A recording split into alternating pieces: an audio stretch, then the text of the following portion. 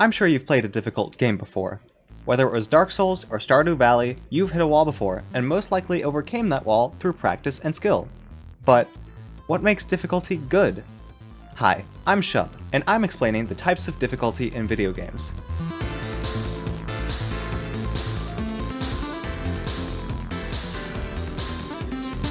Now, a couple of disclaimers. A lot of these points are based on my own opinions and experiences, and some of them are some real hot takes, so please explain to me exactly why I'm wrong.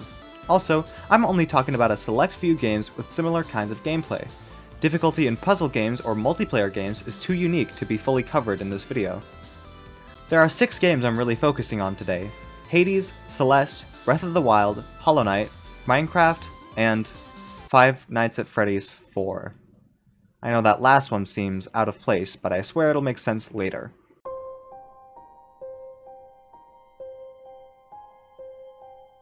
Before I start talking about the games themselves, let's define these 5 terms first.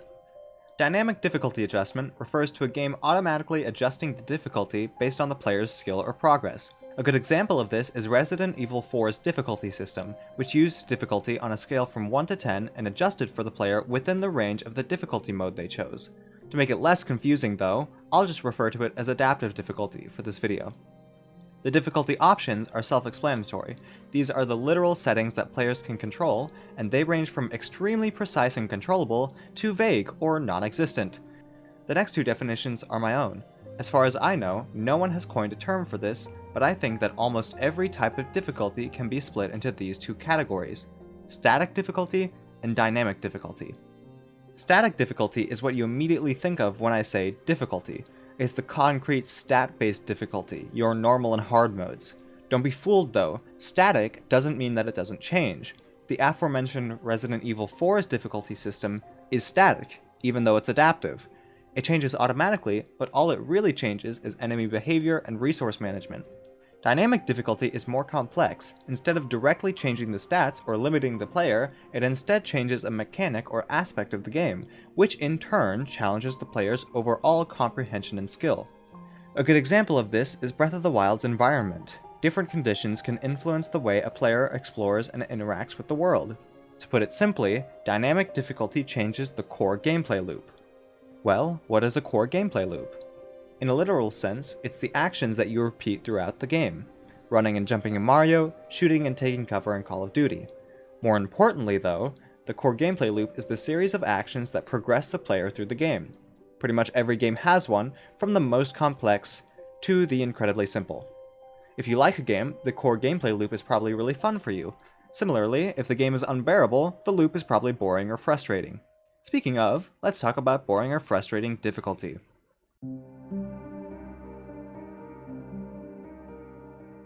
Based on the definitions I just gave for static and dynamic difficulty, it might seem that dynamic difficulty is objectively better than static difficulty. However, that's not necessarily true.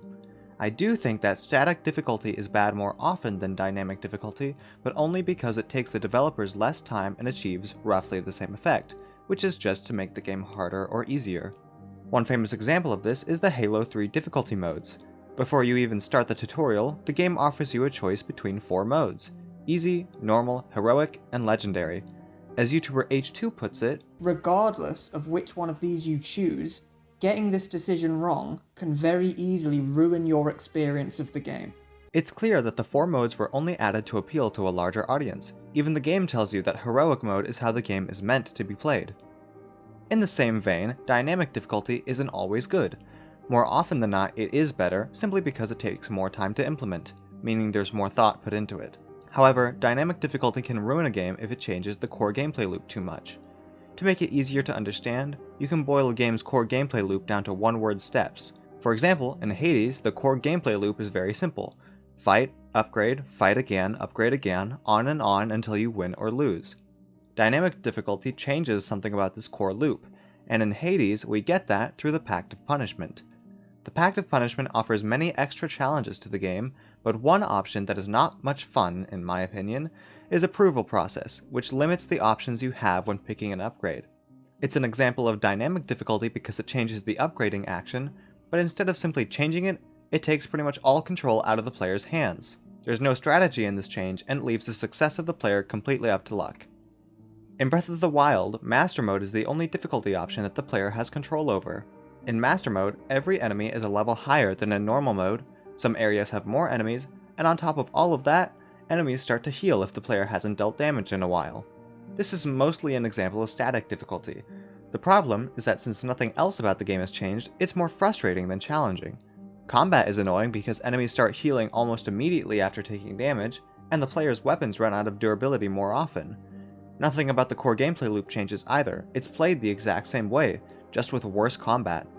Breath of the Wild also has another major problem, this time with dynamic difficulty, and I'm sure it's one you personally have gotten annoyed at.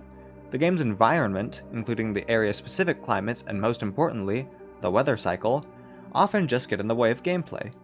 Rain, for example, severely limits the player's exploration, and since it happens randomly with no easy way to skip it, it becomes more of a hassle than an immersive experience. Now, I'd like to remind everyone watching that these examples are based on my own opinions. That said, Hollow Knight has some of the worst difficulty I've ever seen, and I'm not saying that because I couldn't beat it. I've finished almost every challenge in the game. It's simply because almost every challenge in the game is an example of static difficulty when it shouldn't be. I'll talk about some of the good parts later, but for now, let's talk about why it sucks, with absolutely no bias from me. First of all, every single boss in the game follows an extremely simple formula. The player dodges an attack, gets in a hit or two, and then repeats that process until winning. To beat the boss, the player just has to memorize the boss's attack patterns. Although this does give the player a clear goal and a good sense of progress, it doesn't actually test them on their understanding and skill. Once the player knows the attack patterns, it's just a matter of execution, which is difficult sometimes, but certainly isn't challenging. The game actually has some boss fights that could have been excellent dynamic challenges too. For example, the Collector, an optional late game boss, doesn't give the player soul when hit, but instead drops normal enemies into the arena that do give the player soul. So why does the Collector take damage normally just like any other boss? If instead the Collector only took damage from spells, with just a few tweaks, the boss could have been harder and more memorable. This would change the fighting action in the core gameplay loop in a really creative and interesting way. Now, I could say a lot more, but I'll abstain for fear of the annoying Hollow Knight stands. Even though it can be difficult, Minecraft is not exactly known for hard challenges. However, the difficulty modes are surprisingly limited for a sandbox game. There are only a few modes, none of which actually change the game. This is probably the easiest example of static difficulty, because the stats that are changed are very clear, namely enemy damage and spawning. On top of that, there's Hardcore mode, which is the exact same as hard mode, just with permanent death. Hardcore mode also has another problem. Since the game is procedurally generated, terrain can generate natural traps that the player accidentally falls into, especially in the Nether. The bad part of this is that none of these modes change the game in a meaningful way, and on top of that, it doesn't actually make the game harder, since combat functions exactly the same way. YouTuber Design Doc summarizes this perfectly while talking about the same problems in Metroid Dread. For new players, this type of hard mode makes the learning process more frustrating if they jump straight into it. For experienced players, the game barely changes when you crank it up to hard.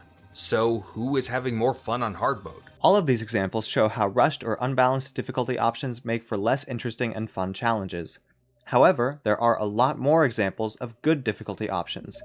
I haven't even mentioned Celeste or FNAF 4, and all of the previous games have excellent challenges as well. So, let's talk about them.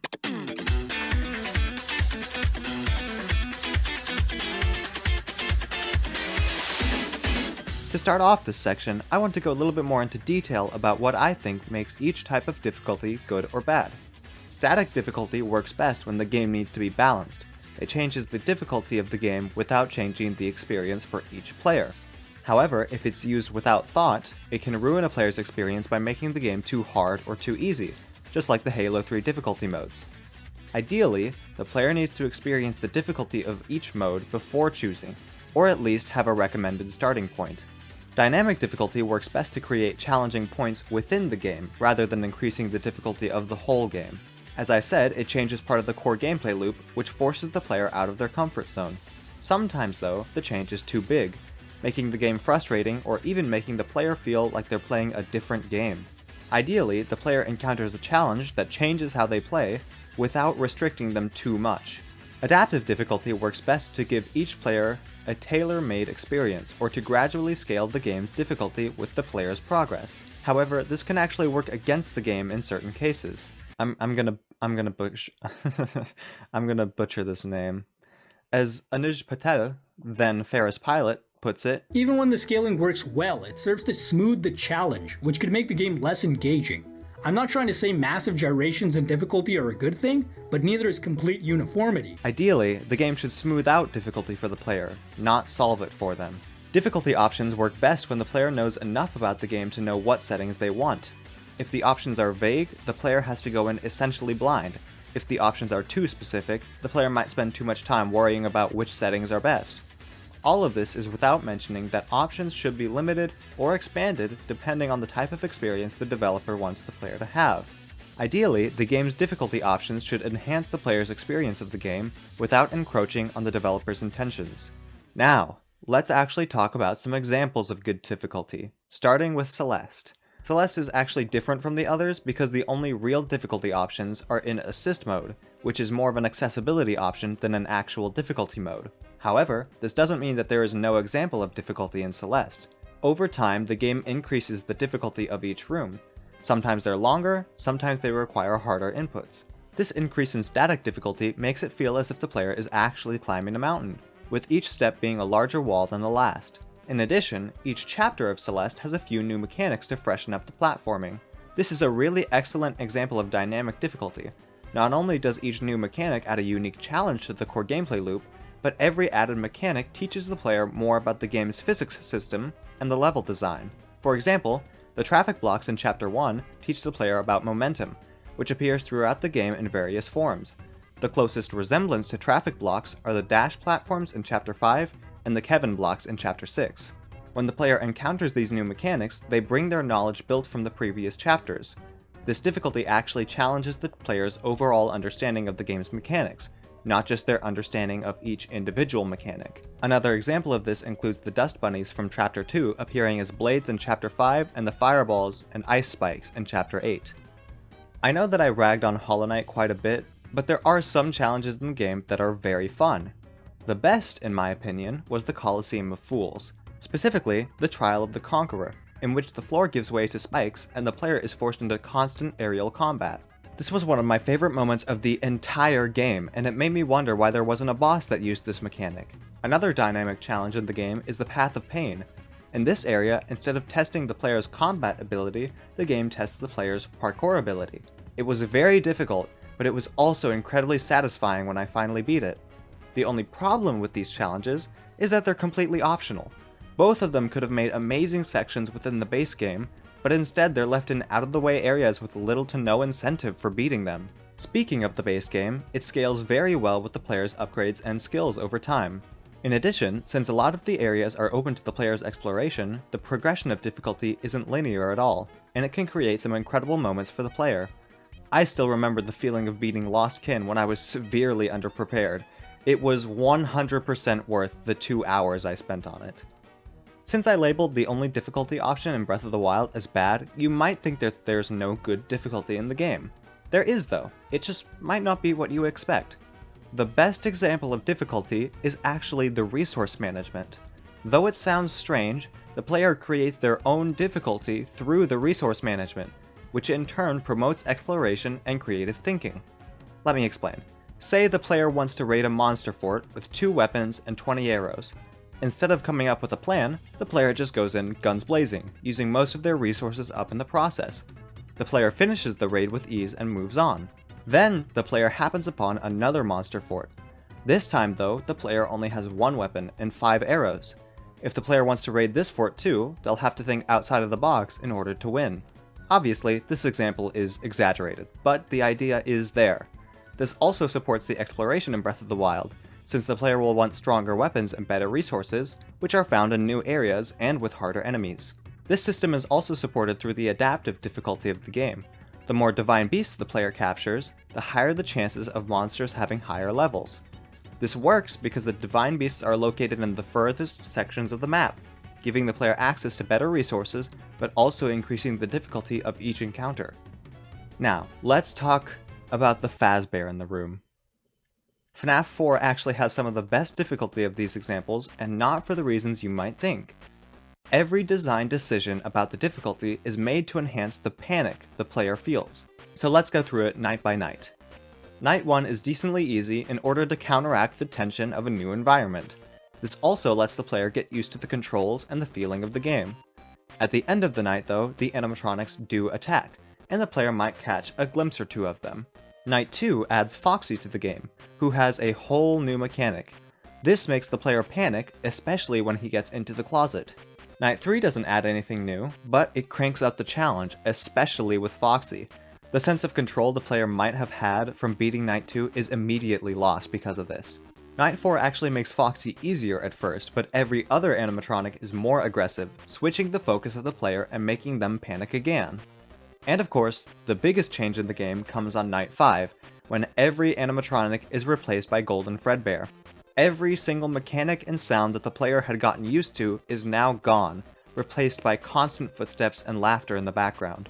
What makes this change good is the fact that Golden Fredbear is technically easier to manage than the 4 main animatronics. The player doesn't have to worry about multiple enemies attacking at once, and the audio cues are actually easier to distinguish in my opinion. However, for a player who doesn't know this change is terrifying, which makes them panic and mess up. Now, whether or not you think the game is scary, this dynamic difficulty certainly makes the player panic, even if it's not about the jump scares. Unsurprisingly, Minecraft has the fewest examples of good difficulty. Since all the difficulty modes basically change nothing, the game stays pretty constant for every world. However, the difficulty within each world actually does have some good moments. These come in the form of naturally generated structures in every dimension. The overworld has ocean monuments and abandoned mansions, the nether has fortresses and bastions, and the end has the ender dragon and end cities. Each of these structures are a spike in difficulty, and each have different challenges for the player. The ocean monument is completely underwater, limiting the player's movement while fighting the guardians. The bastions have narrow tunnels and overflowing lava. The end cities have tall towers and levitation. And of course, the game rewards the player with amazing loot for exploring these structures. Though the game isn't very difficult for the average player, those structures can present extra goals for the experienced players. Hades has so many examples of good difficulty that it'd take half the video to explain them all, so I'm only going to talk about the best of the best. The most obvious example of dynamic difficulty is the 6 different weapons that the player can use. Each weapon has completely different abilities, and even more branching adaptations present in the Daedalus hammer. Though this doesn't make the game harder, each weapon has strengths and weaknesses, and each player will naturally prefer different weapons. 2 of the upgrades of the game actually add optional challenges to every run. The first is the Chaos Well. This challenge will appear randomly, giving the player an upgrade to one of their abilities. The catch is that before the upgrade activates, the player must fight with a debuff for a certain number of rooms. There are many types of debuffs the player can encounter, but most restrict one of the player's moves, forcing them to fight differently for a few rooms. The second challenge is the Erebus room. Like the Chaos Well, this room offers a boon in exchange for a test of skill. However, this time, the player has to clear an entire room of enemies without taking damage. If they do, they lose the reward and move on with less health. Each Erebus room has a different set of enemies, and some are extremely challenging. It's a huge risk for a huge reward. The last dynamic challenge in the game is Extreme Measures, which is one of the coolest challenges I personally have seen in gaming. On a scale of 1 to 4, Extreme Measures completely changes each of the 4 bosses in the game, not only making them stronger, but giving them new attacks and arenas. This option gives players a whole new experience and can even stop late game runs from succeeding. Of course, since the game is a roguelite, and not a roguelike, the game's difficulty scales with the player's progress. Each area in the game is harder than the last, and after beating the game, the Pact of Punishment offers an increase in difficulty for more rewards and challenges. And if all of this wasn't enough, the player can choose to start a new file on Hell mode, which forces certain options in the Pact of Punishment to be active from the beginning, giving experienced players a harder game as well. And with that, I think I've finally talked about all I want to talk about. As you can see, even in the games that have many examples of bad difficulty, there can still be incredibly fun and interesting challenges. In my opinion, Celeste and Hades are the best when it comes to difficulty, but the others have their strong points as well. You might be thinking, well, if Celeste and Hades are the best, then why doesn't every game follow their example? It's not as simple as that, and I'll explain exactly why in the last and most important section, developer intention.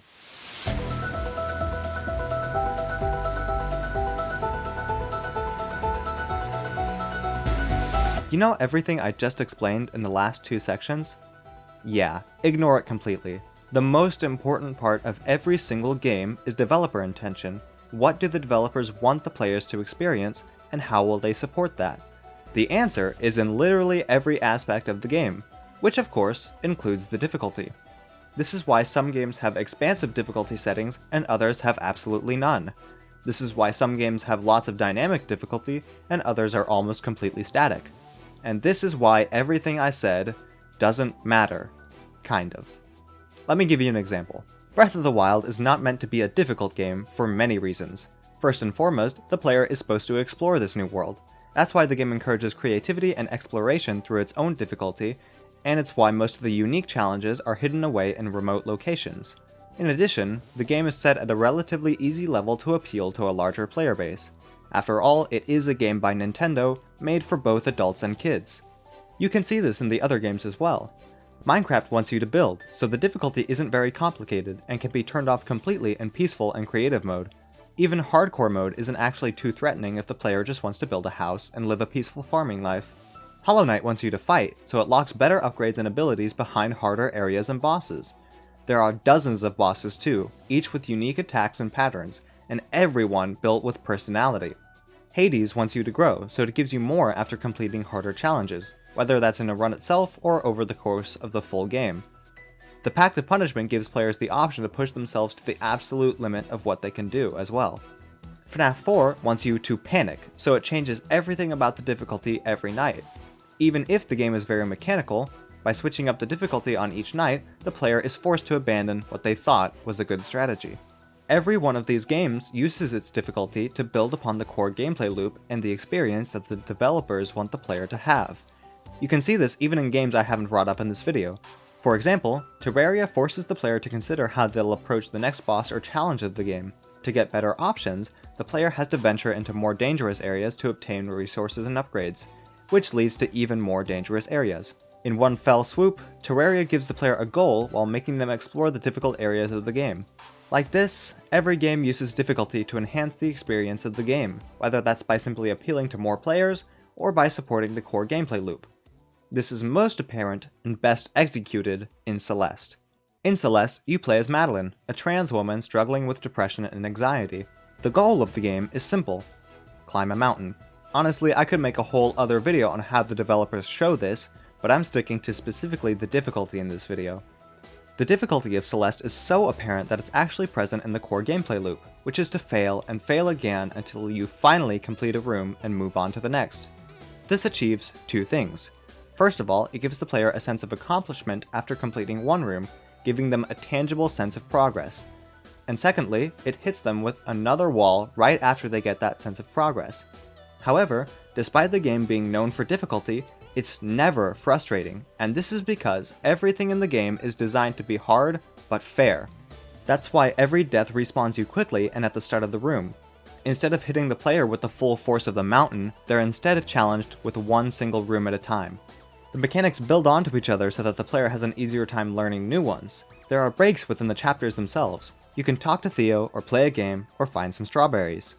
And most importantly, the only difficulty options the player has are accessibility settings. All of this is made to give the player the feeling that they're actually climbing a mountain. And when that moment comes where they reach the top, they're greeted with a peaceful scene and the accomplishment of overcoming what used to seem insurmountable.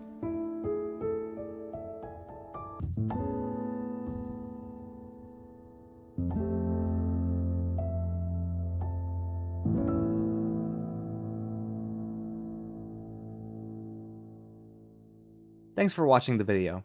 This is the first video essay I've ever made, so apologies for the inconsistent structure. It took a lot of effort and pages upon pages of notes and scripts, so if you enjoyed it, please leave a comment, it would make my day. Again, thanks for watching, and I hope to see you next time.